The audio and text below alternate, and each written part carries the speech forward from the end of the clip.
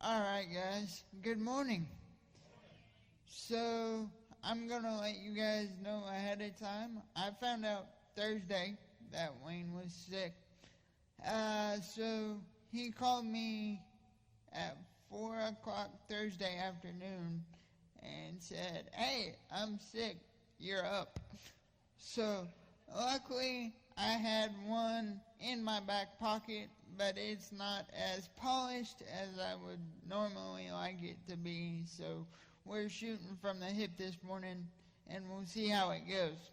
So, and it's ironic that Eddie is sitting here this morning, or not ironic that he's sitting here, but ironic that today is his first day back, because he kind of helped me formulate this sermon. He doesn't know that until right now, but his last sermon about strutting our stuff for God kind of helped me pull together an idea I had and made it a little tighter. So, Eddie, it's great to have you back, and it's ironic that two sci-fi nerds got to run the service this morning without even knowing we were at the time. I have two passages this morning, so if you want to write those down. The first is 1 Peter 2:9, and the second is Isaiah 6:8. So, but before I get into those passages, there's a little backstory to this sermon. So, everybody who knows me knows I do a lot of ministry during the summer with Johnny and friends. So, the month of July, I was pretty much gone because I was in Alabama doing that ministry for the last week of June and the first week of July. But before that, I knew what God wanted me to do as far as ministry-wise, but I didn't know how to get those ideas from my head into reality. So one of my jobs this summer was I was a cabin chaperone. I was in charge of about 12 boys, and the first week I had a youth group from Huntsville, and one of their youth leaders, who also happened to be a dad of one of the boys in the youth group, was in the cabin with us, which was awesome. First night we were unpacking our stuff, and ironically his name was Paul, which is actually my name. Not a lot of people know that. But I'm unpacking my stuff, and he's unpacking his stuff, rifling through his bag, looking for a Band-Aid. And he pulls out two massive first aid kits. And he goes, "Band-Aids aren't in this one. This is the one with all the stuff for the sucking chest wound and all that stuff." And then he opens another one and says, "Here it is." And then it finally hits me what he said before he found the Band-Aid. So I look around and I'm like, "Are you a combat medic?" Because that's what my dad did in the military. And he's like, "No, I'm a FBI SWAT team member." And I'm like, "Okay, this week's gonna be awesome," because him and I had that instant connection of he spoke a language that I knew a little bit of. So I need to hurry this story along because I can hear Wayne in my head going, "Get to the point," which he never does, so I don't know why I'm here. So But throughout that week, me and Paul had a lot of conversations that we wouldn't have had otherwise had we not known that each of us had the common knowledge that the other one had. So throughout the week, I told him my story of growing up on military bases and wanting to follow in my dad's footsteps and not being able to because of my chair. And at one point, I told him I wanted to be that guy that's first through the door, like you are in your job. So I just made that passing comment, which I make to everybody who I tell that story to, or that part of my story to, and left it.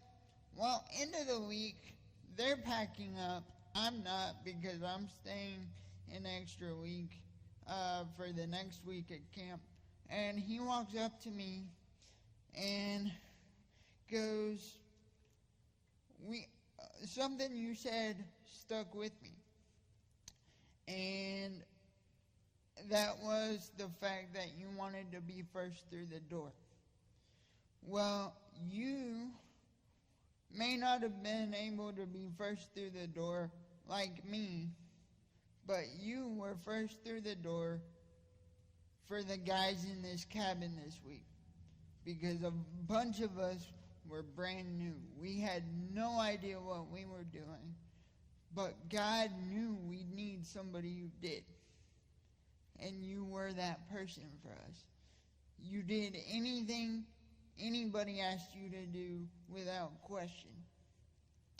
And then he goes, you know how tight-knit our communities are, meaning the community I grew up in and the community he works in. And you know how hard it is to earn the respect of those communities. But you also know when somebody hands you one of these, you know you earn that respect and you'll never lose that respect. For those of you who can't see what this is and don't know what this is a challenge coin.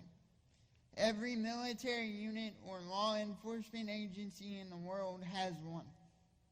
This is the FBI SWAT challenge coin for the state of Alabama. It hasn't left my pocket since I got it, because it's a reminder that I'm first through the door. In whatever situation God wants me to be in, I'm in that situation for a reason. And I started thinking about that from a biblical perspective. And on the back of this coin, it has the Hebrew inscription Metame, which is send me. And I'll get back to that in a second. But something else happened during that week that was pretty awesome. And that was the fact that our key verse for those 2 weeks I was there was 1 Peter 2:9. And it says, but ye are a chosen generation, a royal priesthood, as a holy nation, a particular people, that ye should show forth the praises of him who hath called you out of the darkness and into his marvelous light. So even before the end of that week, I started going, I know that's what you're calling me to do, but how do I do that? It doesn't make any sense. How can I be that person? How can I be the light you want me to be and you called me to be? But then I got this coin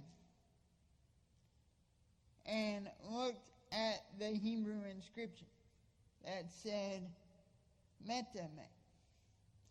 And then I remembered Isaiah 6:8.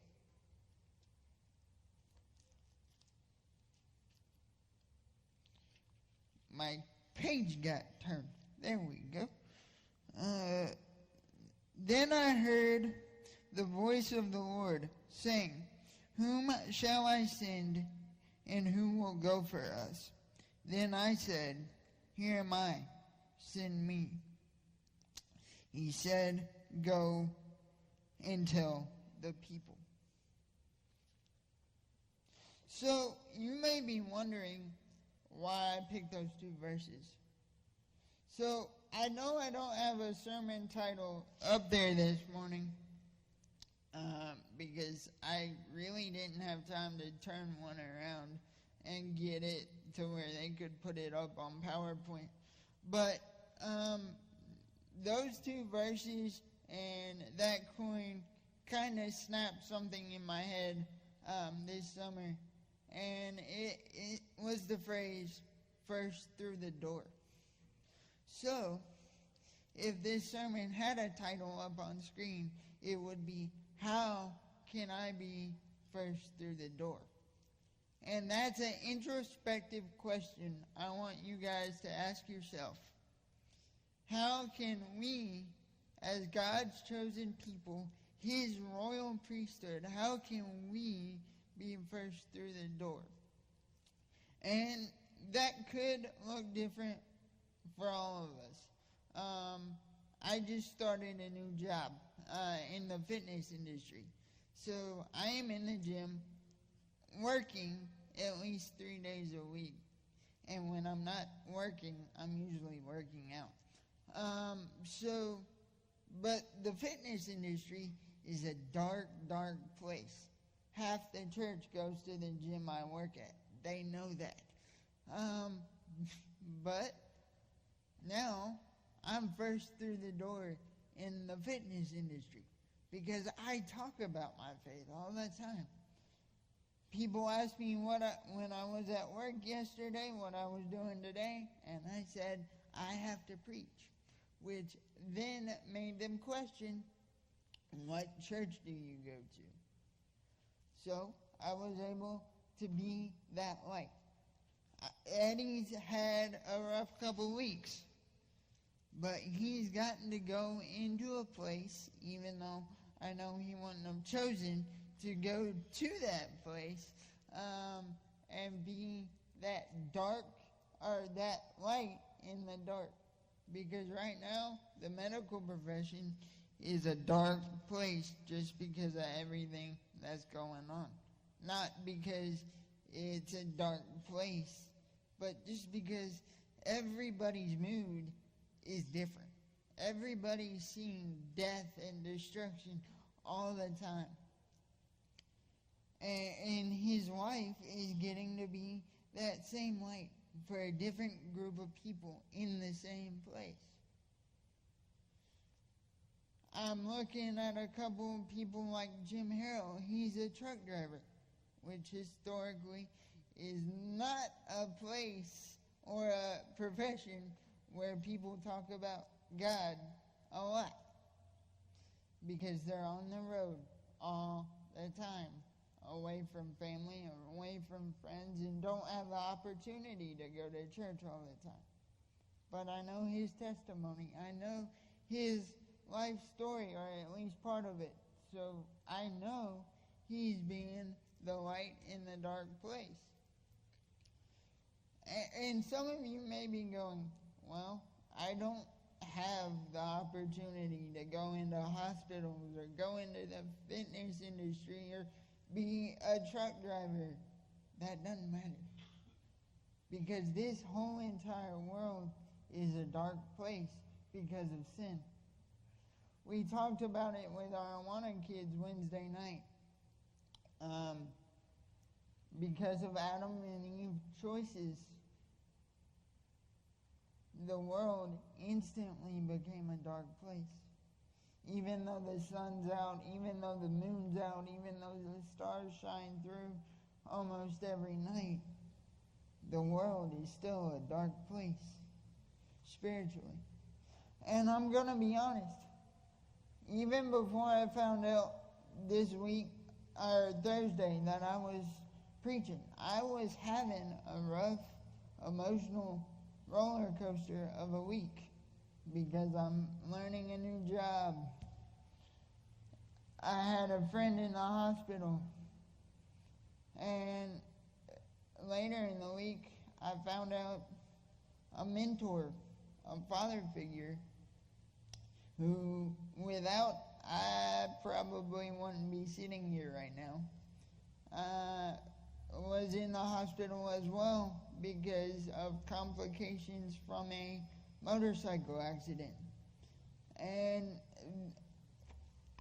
I was a wreck. I was a mess.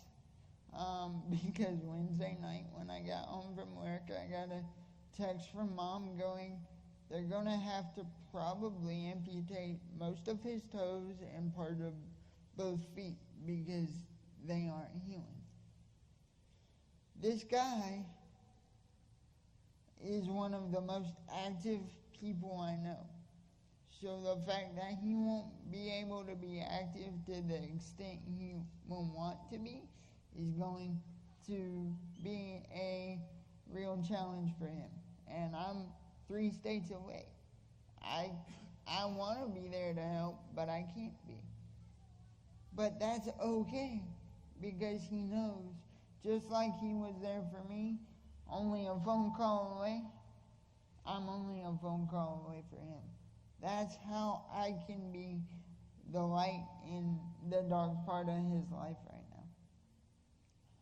So even if it seems insignificant to you, you're still a piece of the puzzle to fix the darkness. Growing up in the military culture, I heard the phrase tip of the spear a lot. As Christians, we're the tip of the spear whether we think we are or not. Even if we're having a bad day and feel like we're not being very spiritual in that moment, who knows? God can use that. I've had people walk up to me and say, you're such an inspiration because of all the stuff you do. Because I play sports, I work out, I work in ministry. I don't do what I do to be an inspiration. I'm just a normal guy who has a disability. But if my normal guy with a disability serves as an inspiration to draw somebody to Christ, I'm going to. I'm going to let it be that piece of the puzzle. One of my favorite biblical characters is David. How many times did David have to put his foot in his mouth for doing or saying something that he shouldn't have? The biggest thing that comes to mind is David and Bathsheba, right? He justified the death of his best friend because he knew he couldn't have his best friend's wife if his best friend was still alive. But in probably David's darkest moment of his life, he realized he made that mistake, and it drew him closer to God. And because of that mistake, we can learn from it. That's a weird way to be saying David was first through the door. But there's no telling how many people have read that story thinking of doing something similar and then gone, oh, don't want to do that. That's a bad idea. I've told this story a lot over the last couple weeks because working at a new place with new people, people have wanted to know my background. So the other day, I'm sitting behind the counter with my coworkers at the gym, and somebody says, Well, that scar is looking better, so we all start comparing scars. I have scars. I've had 6 surgeries. And they're like, where are they? Well, you can't see them because they're on parts of my body that need to stay covered. So they started asking, what surgeries have you had? And I get to my double hip reconstruction.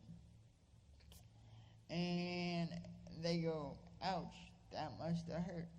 And I'm like, it didn't, until they took the cast off and an hour later expected me to stand up. So, Eddie, I'm pretty sure you had similar experiences this week. So, I feel your pain. I know what that feels like. And I was honest. I'm like, I didn't want to do it.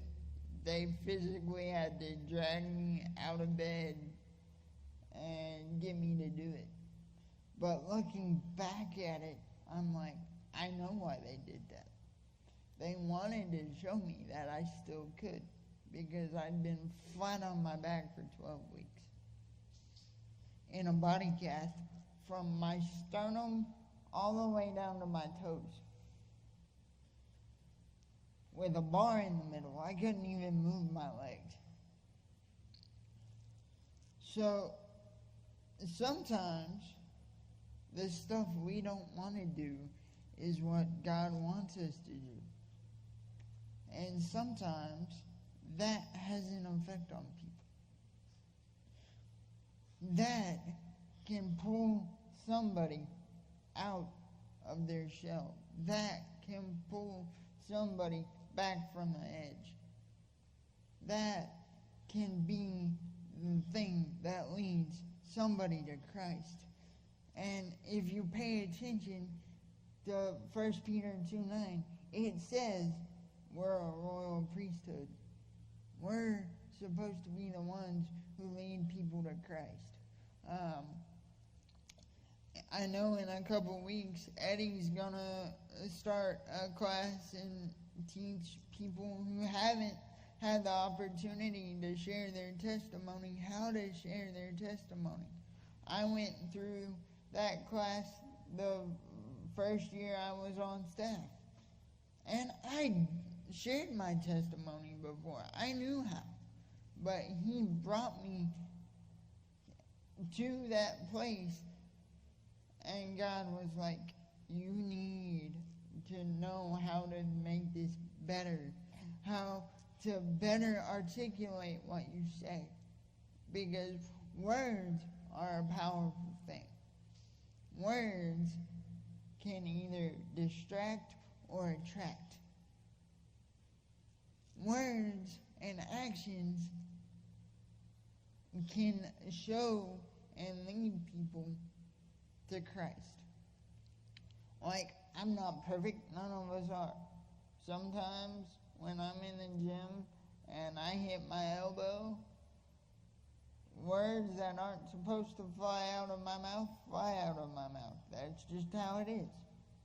But then I immediately go, oh, sorry, I didn't mean to say that, God. And I know He forgives me, because I know He knew it was going to happen even before I did. How I respond to that is what people see.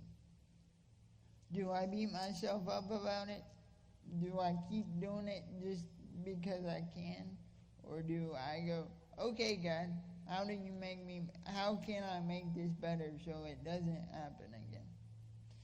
So another part of my life that I'm trying to get back to is competitive wheelchair sports. In fact, right now the Paralympics are going on. And I was up at 5 o'clock this morning watching the U.S. wheelchair rugby team win silver. That's what I want to do. I want to be the light to athletes like me who are coming from a really dark place, whether it's spinal cord injury, whether it's like me being born with your disability. That's a dark place, because a lot of the athletes who do know Christ don't share their faith because we're scared about losing the notoriety that we've fought so hard for, because disabled athletes aren't like normal athletes. We don't get paid the $1 million just to wear a pair of sneakers. We have to fight for everything we have. We have to work normal jobs. We have to pay for our own equipment most of the time. So those of us who are Christians don't share their faith because we don't want to lose the fact that we're an athlete. But I want to show them that we're in a place and in a community where we're first through the door. We're the ones who can go, I'm here, send me. Let me be the one to open that door and change somebody's life for the better.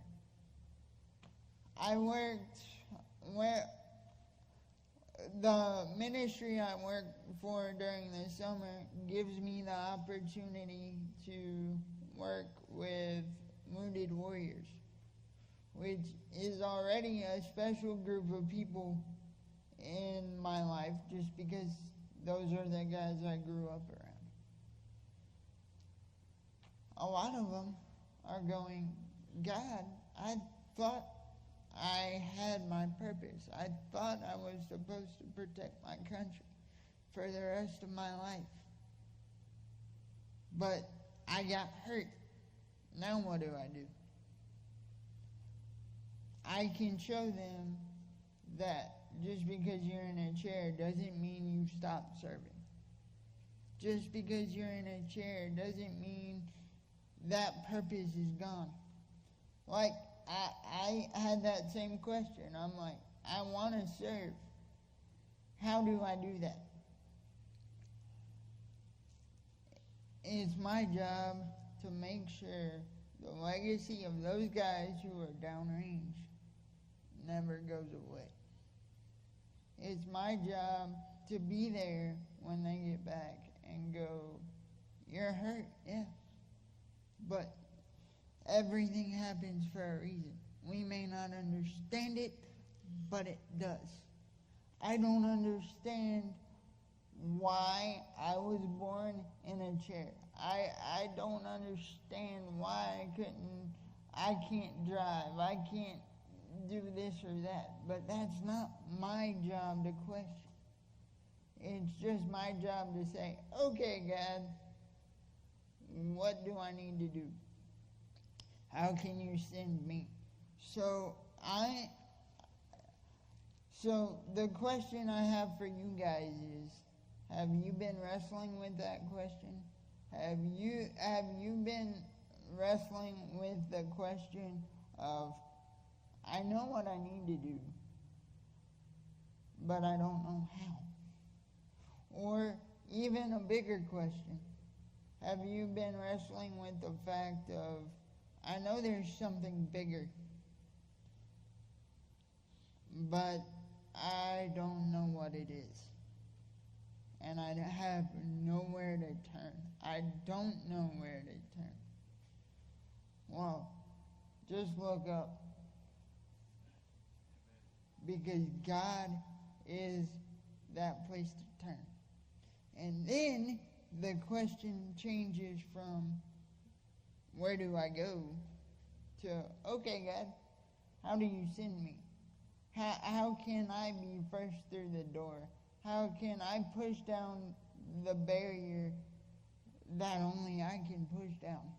Because every one of us has a purpose.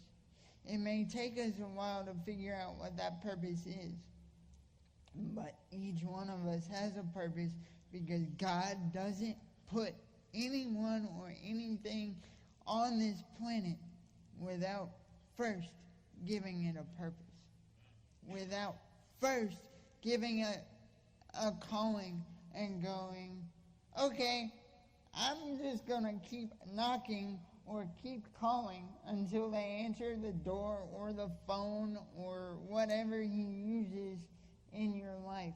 Or I'm going to keep getting them ready till this person comes into their life, and then all of a sudden that light bulb moment is going to happen.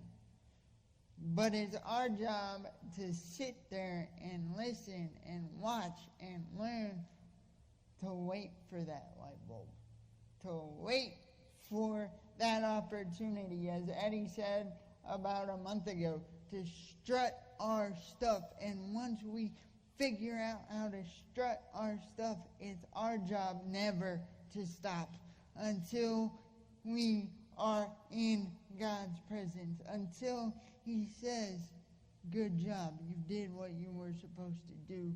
Now let somebody else carry on that legacy. So if you want that opportunity and don't know where to start, come talk to us.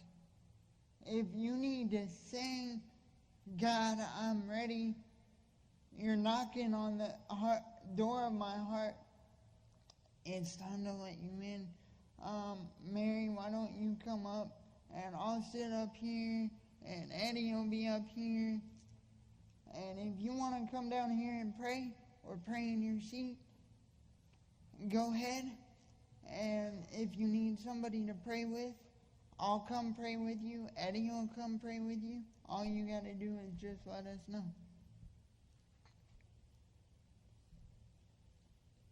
Thank you for that, PJ. And he said it best when he said, "Are you first through the door?" But I want to add something to that. If you don't go, who will? If you don't answer God's call, who will? I implore you to answer God's call on your life. It may be scary. It may have you at a disadvantage. But his call on your life comes with provisions. It comes with equipping. He's going to equip you, whether you know it or not, to answer that call, to be the first through the door. And that's PJ's wish and my wish for each and every one of you is, are you first through the door? Where angels fear to tread.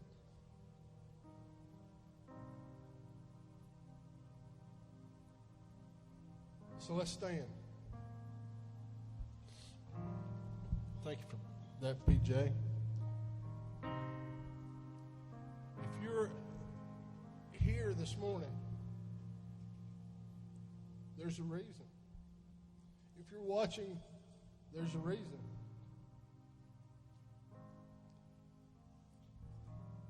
God wants you to be first through your door.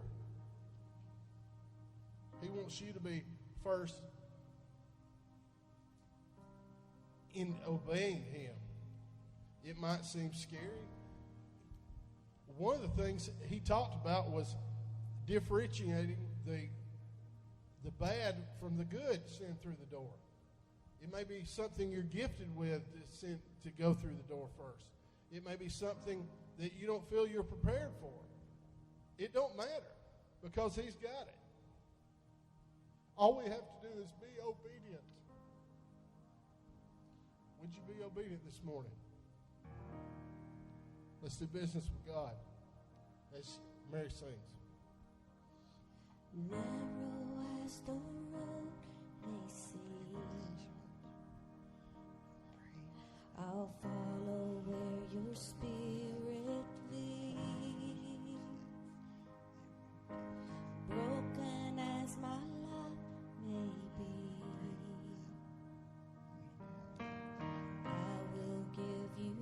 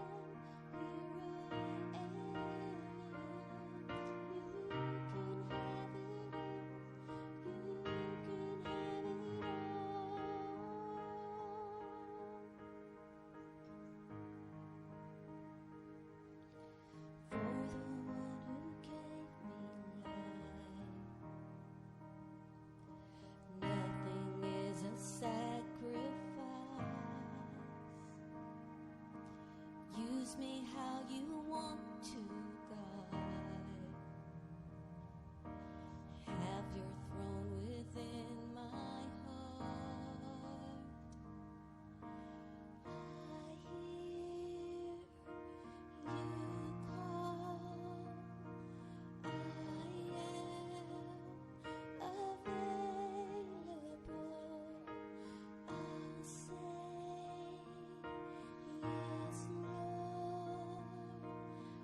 I